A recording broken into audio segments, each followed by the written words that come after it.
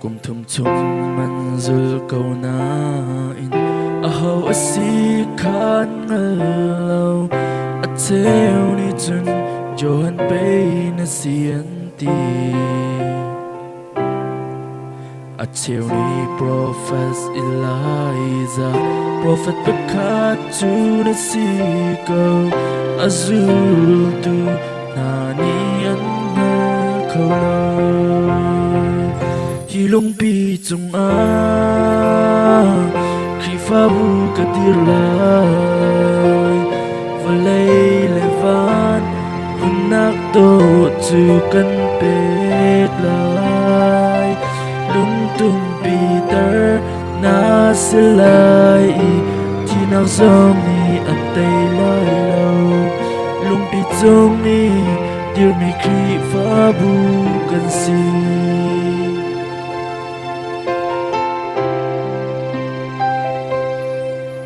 hi va lei chung ma pathian dang me lem thong tam pi câu se kan ni cha Giêsu pathian long kan ngei evangelist so ma biak theng chu prophet Elijah ni ate Elijah biak thang mei teu chu kan si hi lung pi chung a khi fa bu ka dir lai va lei le van hun nak to chu kan pek lai lung tung Peter na silai chi nào zong ni an tei lai lo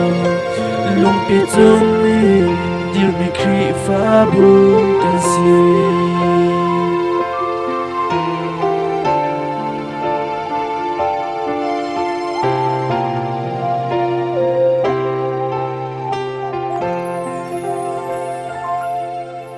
hina zum tu khri fa bu lung pi chung ma mo thi se chung thiam thrau in fa si nak na chau chang mo ti le thrau in thin than mi thrau hol phun chu na chau mo lung pi chung dil mi khri fa bu thau chang hi lung pi chung a khi fa bu ka dir lai va lei le van hun nak to chu kan pek lai lung tung Peter